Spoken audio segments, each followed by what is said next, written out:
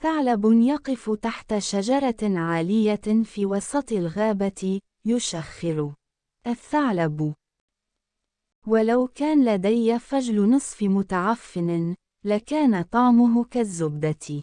لكن مهما كانت جبهتي، فأنا في هذه الغابة، وأخي النمر الغبي هو صديقي الوحيد. مهما قال أخي الثعلب: أنت أذكى، لا أتسلق الأشجار بسعادة وأقفز منها. هذا أخي النمر، ولكن يا له من تعبير على وجهه. بمجرد النظر إليه، يبدو رأسه فارغا، وجسمه ثقيل.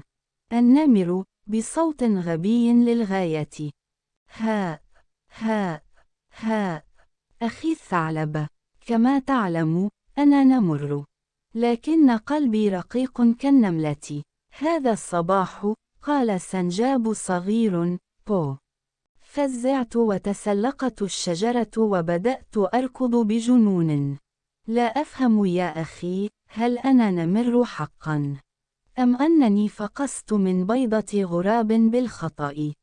الثعلب بجدية ودراماتيكية: يا أخي النمر، هذا صحيح. لقد أصبحت عاراً على اسم النمر، على زئير من تضع الطيور بيضها. الآن تضحك الصراصير على زئيرك. وأنا لست ذكياً، أنا أحمق. سألني أرنب يوماً ما: هل أنت ذكي؟ فأجبت: لا، لا يمكنك النجاة هذه الأيام إذا كنت ذكياً، ولكن إذا كنت غبياً، فالجميع يسامحك. يا أخي النمر، ألا نفعل شيئاً واحداً؟ جاء ماعز رهيب إلى الغابة. هيا نخيفه، ثم سنحظى ببعض الشهرة. النمر يوسع عينيه: ماعز رهيب؟ يا أبي، أسمع اسم هذا الماعز. يقطع الأشجار بأسنانه، ويطلق النار بعينيه، ويخلق العواصف بتحريك ذيله. إذا تقدمت أمامه، ستسقط أسناني، وسيجف ذيلي. يا أخي الثعلب، أنت شجاع. انطلق أولاً، سأبقى خلفي، أعني خلفي تماماً. الثعلب متظاهراً بالغباء والمكر: يا أخي، لو كنت شجاعاً، هل كنت سأجعلك صديقي؟ لكن لدي فكرة ذكية. اختبأ خلف شجرة، وسأتحدى الماعز. لنرى ماذا سيقول. النمر يهز رأسه: فكرة جيدة، لكن يا أخي الثعلب، شيء واحد. إذا التزمت الصمت، ولم أزأر، فأنت تعلم أنني خائف. وإذا عطست، فأنت تعلم أنني ميت. الثعلب ضاحكا: حسنا. وإذا بكيت، وتبولت، وركضت، فأنت تعلم أنني أشعر بالدوار بعد رؤية الماعز. ثم بدأ الاثنان بالبكاء وهما يضحكان، وكان ضحكهما كضحك الأحمق، وسقط كل واحد منهما على الأرض من الضحك. لكنني الدجال رقم واحد في الذكاء، سواء أكان نمراً شرساً أم ثعلباً ماكراً. سأستخدم حبال المكر وأخلق الفوضى. ينظر إلى السماء. تبدو هذه الغابة مألوفة جداً. سمعت أن هناك نمراً غبياً وثعلباً يشبه الحمار هنا. وظيفتهما الوحيدة هي ملء بطونهما بالخوف. ربما يرتجفان الآن من رائحتي. من يحكم بالذكاء؟ النمر، عيناه على جبهته، يهمس: يا أخي الثعلب، هل سمعت؟ إنه يتحدث عنا. يعلم أنني خائف. أعني، لم أعد أختبئ. أراقب. الثعلب يشد فمه، يكبت خوفه. في يوم من الأيام، كان يبكي وأنت تراقبه. ولكن لأكون صادقا، مكر الماعز يسمع في صوته.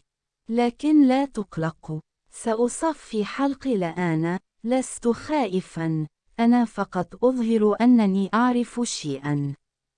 يصفي حلقه فجأة.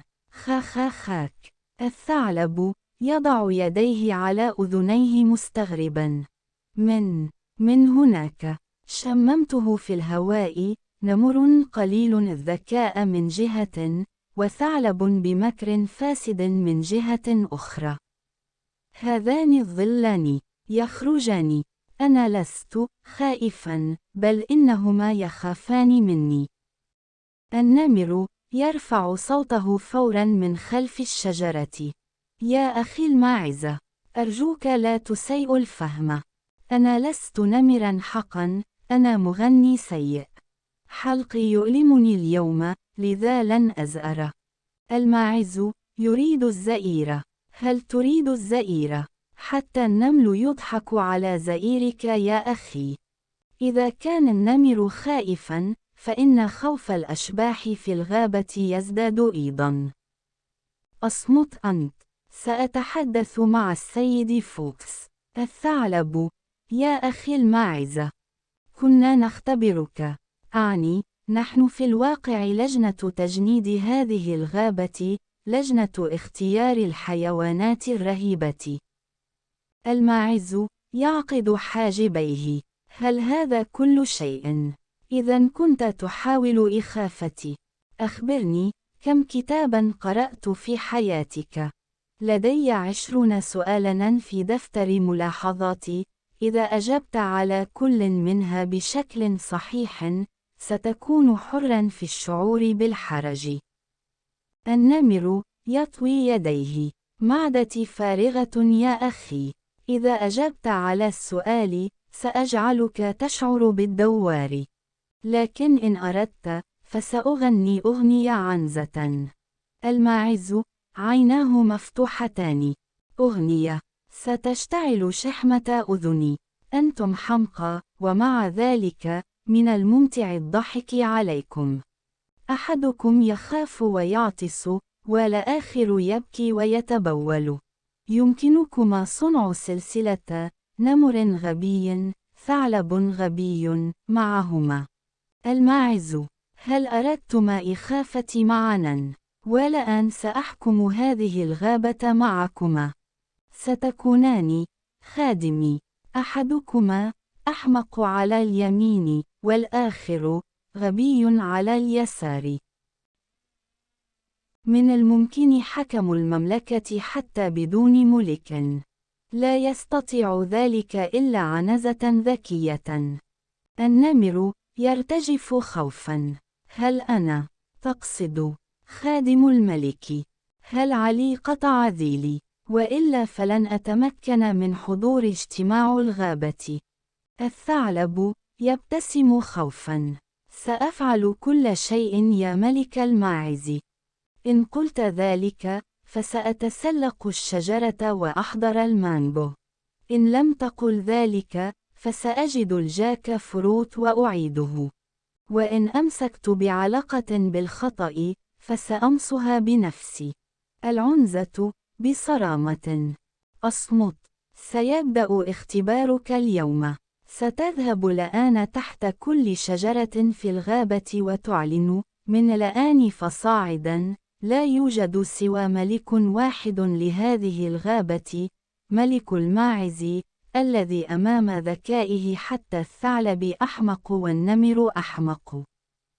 النمر همسا للثعلب: يا أخي الثعلب، هو من يذلنا؟ هل نحن أغبياء لهذه الدرجة؟ الثعلب يخفض رأسه: يا أخي، لقد فهمت الآن، نحن أغبياء حقا. لكن لماذا لا نحاول الهرب مرة أخيرة؟ الماعز يقلب عينيه: إذا هربت، فسأخلق عاصفة بلف لحيتي. وفي تلك العاصفة سأرفعك وأقذفك بعيدا إلى أرض الجمال. سأضربك بمثل هذه الحثالة حتى لا تجد شعرة واحدة على ظهرك. النمر والثعلب معا. عاش الملك الماعز. نحن عبيدك إلى الأبد.